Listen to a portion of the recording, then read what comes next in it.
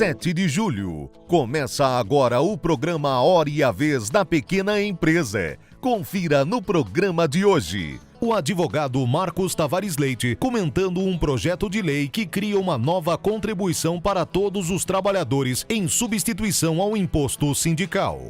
O economista Simão Davi Silber analisando e projetando a economia brasileira para o segundo semestre de 2018. Além de muita informação. E nesta semana o presidente do Simp, Joseph Cury, recebe o coordenador da Rede Brasil de Criatividade, Ricardo Zanota, que falou sobre criatividade para o desenvolvimento de micro e pequenas empresas. Estamos no ar.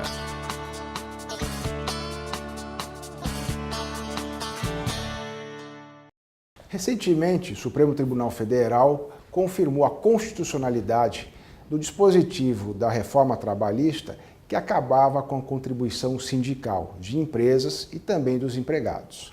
Essa contribuição sindical que correspondia para os empregados a um dia de salário por ano, pago em janeiro de cada ano, e as empresas enquadrava dentro de uma tabela proporcional ao seu capital social. Com a extinção disso, várias entidades sindicais entraram com ações perante o Supremo Tribunal Federal para declarar a inconstitucionalidade dessa alteração da reforma trabalhista. Porém, o Supremo, por maioria, 6 votos a 3, declarou constitucional o fim da contribuição sindical, seja para entidades patronais, seja para trabalhadores. Portanto, a partir de 2018, esta contribuição deixou de ser devida tanto por trabalhadores como por empresas. Mas é importante ter em mente que já existe um projeto de lei tramitando na Câmara dos Deputados que prevê a instituição de uma contribuição negocial, devida também por trabalhadores e por empresas às entidades sindicais que representam as suas respectivas categorias. Essa contribuição seria paga por todos, independentemente do fator de ser ou não filiado a determinada entidade sindical, mas poderá ser ainda mais cara do que a contribuição sindical então extinta, pois em relação aos trabalhadores, prevê que pode chegar a 1% sobre o valor do salário do empregado, enquanto para empresas pode ser um valor inclusive proporcional ou um percentual proporcional ao seu faturamento. Assim, apesar do fim da contribuição sindical, agora existe esse projeto que prevê a reinstituição, ou melhor, a criação de uma nova contribuição chamada negocial e que, como colocamos, pode vir ser mais cara ainda, tanto para os empregados como para os empregadores. O importante é destacar é que o Brasil, com mais de 17 mil sindicatos, precisa efetivamente ter sindicatos representativos. E na medida que ele seja representativo, ele terá afiliados, terá as suas contribuições. Nesse sentido, que dentre as missões do Simp, trabalhamos sempre para manter informado, seja o cidadão, empregado, seja o empregador, a fim de que saibam exatamente o que ocorre no seu emprego, na sua empresa e a todos os cidadãos o que está sendo tratado na Câmara dos Deputados e nas todas as esferas do governo.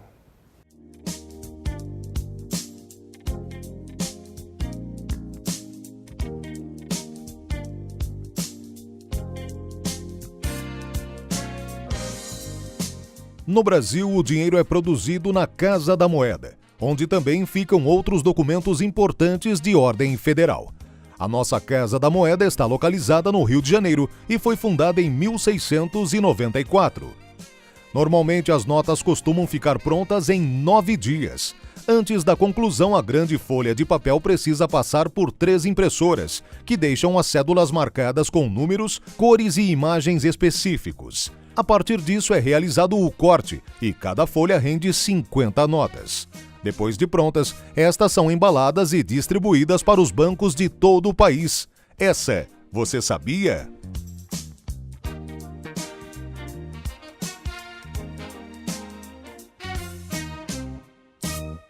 No último dia 27 de junho, a FAPESP, Fundação de Amparo à Pesquisa do Estado de São Paulo, realizou o evento Diálogo sobre Apoio à Pesquisa para a Inovação na Pequena Empresa, realizado em parceria com o Simp.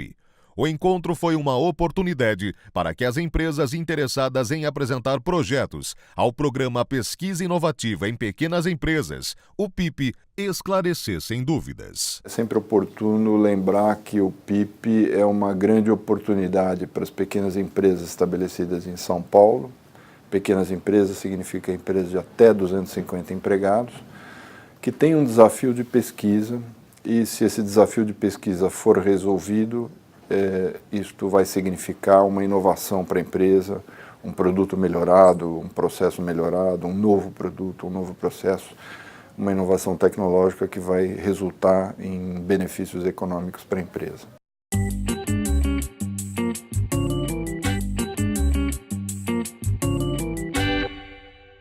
Qual o balanço da economia no primeiro semestre deste ano? Qual a projeção para o segundo semestre? Acompanhe a análise do economista Simão Davi Silveira. Para a gente entender o desempenho da economia em 2018, vamos começar olhando as expectativas que estavam sendo criadas em 2017. No ano passado, a aprovação de algumas reformas, como a reforma trabalhista, a PEC do teto, e um ambiente externo muito favorável, criou uma expectativa que 2018 seria um ano com um desempenho bastante adequado da economia brasileira. O primeiro trimestre desse ano, de 2018, começou a confirmar isso daí.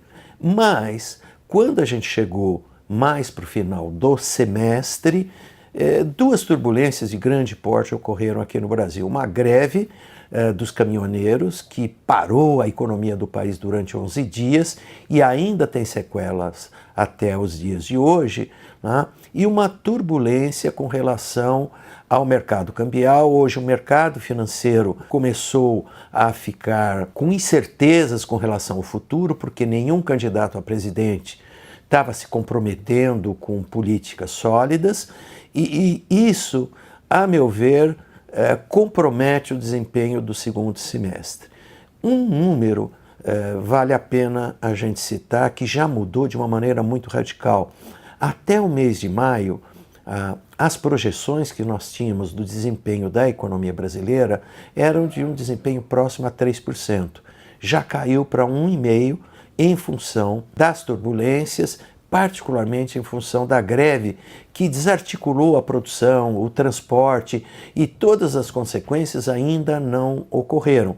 Portanto, nós vamos ter 2018 muito parecido com 2017, ou seja, um crescimento próximo a 1%, portanto um crescimento muito modesto para um país que em 2015 e 2016 teve recessão profunda, né? Portanto, nós temos esperanças a partir de 2019 de um desempenho melhor, né? Isso vai depender do próximo governo. O que a gente pode adicionar favorável no caso brasileiro são duas coisas. A inflação está controlada, próxima a 4%, as contas externas estão razoavelmente equilibradas. Portanto, existem condições adequadas para que 2019 seja um ano muito melhor que o de 2018.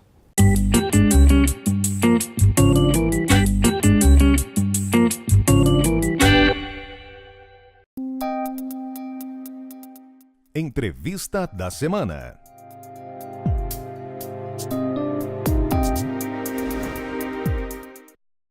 Com o advento da quarta revolução industrial, ou seja, indústria 4.0, o que vai acontecer com o ser humano? Para falar sobre o tema, o nosso convidado é Ricardo Zanota. É um prazer tê-lo conosco. Prazer é meu, Curi. Qual é a tendência do século XXI em relação ao ser humano e os postos de trabalho? Olha, o grande desafio que está sendo estudado, principalmente pelo Fórum Econômico Mundial, a OCDE, que monitora o nível do ensino no mundo, fala sobre a tendência de alguns postos de trabalho serem substituídos. Os postos de trabalho com atividades mais operacionais. Ou seja, nós estamos falando de uma nova relação da percepção do ser humano em relação aos desafios da máquina. Isto chama-se os soft skills, é isso? O que vem a ser os soft skills? Na Rede Brasileira de Criatividade, a gente chegou à conclusão, depois de alguns levantamentos, que essas soft skills, que também são chamadas das competências do século XXI, alguns estudos apontam 10 competências, outros apontam 20, e a OCDE resumiu em 4. Quais são? Colaboração, comunicação, pensamento crítico e criatividade. Vamos um por um e por quê? Mas os 4 são utilizados por uma atividade mais especial, que é a capacidade de resolução de problemas. Então, primeiro, a colaboração. Hoje, tanto na rede de inteligência artificial, quanto na forma de trabalhar tradicional, o ser humano que sabe colaborar ou montar equipes para expandir a sua capacidade de entender problemas e resolver problemas, as pessoas que sabem montar as suas próprias redes, e quando elas tiverem na mão as redes de inteligência artificial, elas vão ter melhor capacidade de enfrentar esse mundo. Ao invés de ela enfrentar a inteligência artificial, ela vai conseguir fazer que a inteligência artificial também colabore com ela. Para isso, ela vai ter que saber se comunicar usando as ferramentas digitais ou a fluência digital. Aí nós estamos falando de Big Data, nós estamos falando de inteligência artificial, que mais? A inteligência semântica, né, ou afetiva, os computadores que aprendem, como o Watson e alguns outros exemplos, a realidade virtual, que também é modelada com base em modelos algoritmos matemáticos, a internet das coisas e a capacidade do ser humano de interagir com todos esses artefatos novos. Se a gente reduzisse tudo isso para uma grande pergunta, é o que vem a ser a grande mudança socioemocional. Saber agir, saber fazer, saber entender as situações, se contextualizar e se preparar para tomar as suas decisões. A evolução tecnológica vem vindo e ela vai continuar cada vez mais intensa. Os computadores, a tecnologia, etc. Qual é a relação, qual é o enfoque, qual é a importância dessa relação socioemocional com esse desenvolvimento tecnológico? É saber utilizar essa tecnologia a favor da humanidade, a favor de cada pessoa, para maximizar a sua capacidade de trabalho, esquecendo a forma de trabalhar operacional tradicional. Alguns estudiosos falam, o que a gente recomenda para uma pessoa que quer sobreviver ou viver bem nessa revolução? Aprenda aquilo que os computadores, que as máquinas, que os robôs não conseguirão fazer. Aí você vai me perguntar, e o que eles não conseguem fazer? Eles não conseguem desenvolver as competências socioemocionais que fazem com que todo esse aparato tecnológico funcione. A serviço de quem? De quem os criou, que é o homem. Então, é lógico, há muitos anos a gente ouve que a máquina pode substituir o homem. Eu não digo que isso seja impossível, mas eu sou um defensor de que isso é improvável. A gente tem a inteligência e a capacidade, só que ela está adormecida. Você pega um recurso que é muito simples, a memória da agenda do celular. Eu, há muitos anos atrás, eu tinha uma capacidade de guardar número telefônico que eu me impressionava. Hoje, às vezes, eu não consigo lembrar do número do telefone da minha esposa.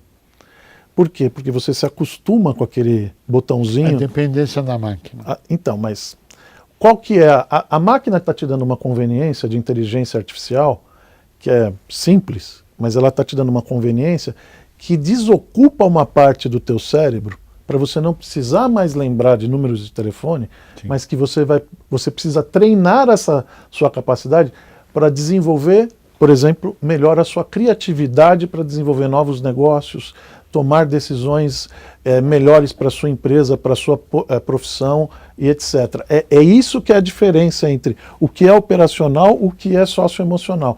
O que você pode desenvolver desocupando-se do esforço físico, mental, humano, de concentrar o seu esforço em atividades puramente operacionais. O que você está dizendo, em outras palavras, é o seguinte: as máquinas cumprirão um papel e o homem vai utilizar a sua criatividade, a sua tendência socioemocional para mudança e adaptação do homem aos novos desafios da tecnologia. Isso. Por isso que todo mundo, quando fala desse assunto, fala que nos próximos 20 anos, a maior parte das pessoas vão trabalhar em profissões que ainda nem foram inventadas.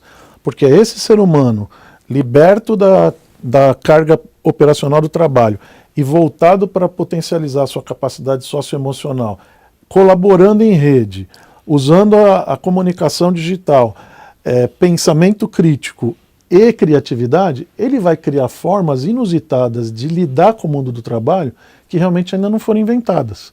Essa é a minha expectativa e de muitos estudiosos que estão falando nesse assunto.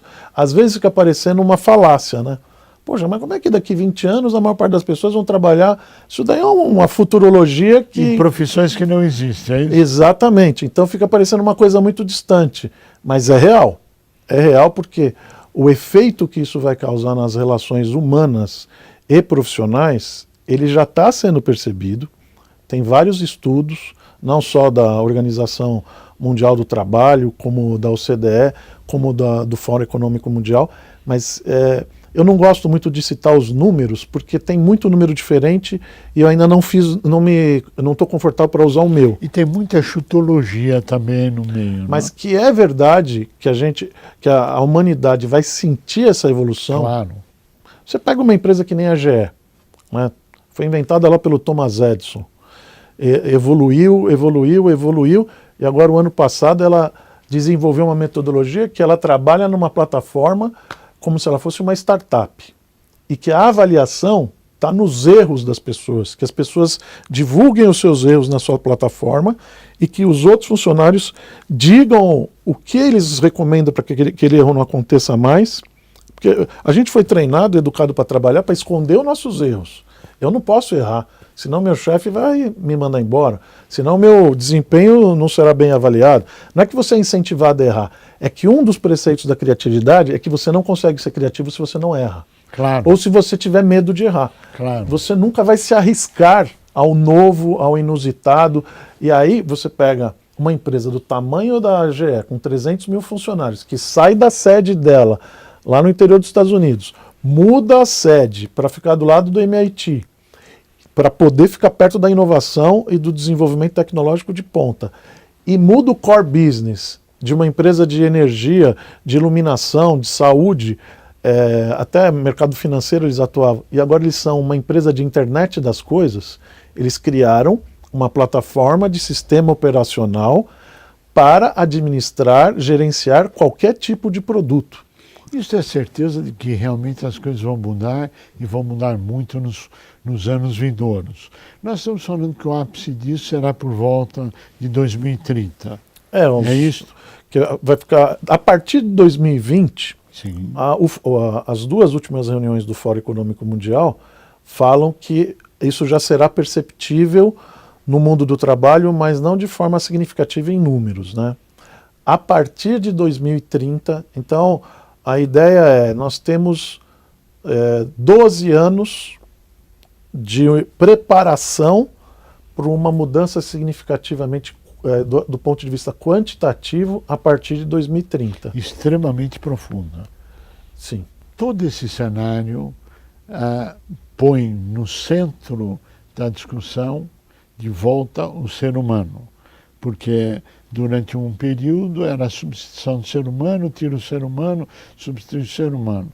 Essa discussão socioemocional recoloca o foco em cima do ser humano, a sua necessidade de requalificação ou readaptação aos desafios da tecnologia. É isso ou não? No maior desafio da história da humanidade em requalificação. O nosso fundador lá da Rede Brasileira de Criatividade, o professor Gabriel Mário Rodrigues, ele é considerado um dos mantenedores do ensino superior mais criativos. Ele fundou o primeiro curso de turismo do mundo, se não me engano é 73. Na França pleiteiam que foi lá, mas foi a Embi Morumbi. Depois ele criou o primeiro curso de moda, primeiro curso de games, primeiro curso de gastronomia. E hoje todo mundo fala em gastronomia, Não, moda e assim eu por digo diante. para ele, outro dia ele estava falando, pô, o programa de televisão só tem programa de gastronomia. Eu falei, a culpa é do senhor, né? O senhor criou aquele curso em 98 e olha aí o boom que aconteceu. Existe o grande desafio das pessoas que querem tomar conhecimento do que é isso, que querem mais informações, etc. Como que elas devem proceder? Olha, nós temos um portal de conteúdo, que a nossa missão como Rede Brasileira de Criatividade, nós somos uma entidade sem fins lucrativos, fundada pelo professor Gabriel, qual que é a nossa missão? Difundir que a utilização da criatividade pode transformar a vida das pessoas, tanto no plano pessoal quanto profissional e educacional. Nós não somos uma entidade de ensino tradicional, nós não temos cursos formais. Nós temos o nosso portal de conteúdo, chama ascoisasmaiscriativasdomundo.com, www.ascoisasmaiscriativasdomundo.com, onde nós trabalhamos conteúdos que inspirem as pessoas a perceber que a criatividade transforma.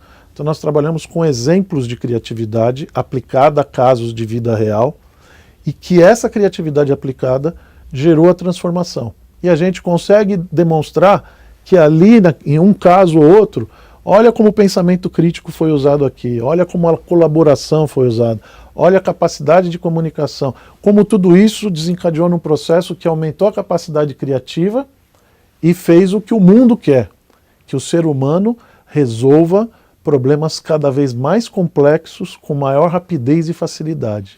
Quem quiser saber mais informações ou tomar conhecimento disso, deve entrar em contato com quem e de que forma?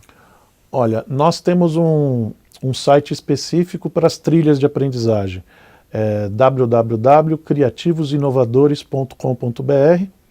Se quiserem entrar, me mandar mensagem, pode mandar para o meu e-mail mesmo, ricardo.zanota, com 2 T's, @redebrasileiradecriatividade.com.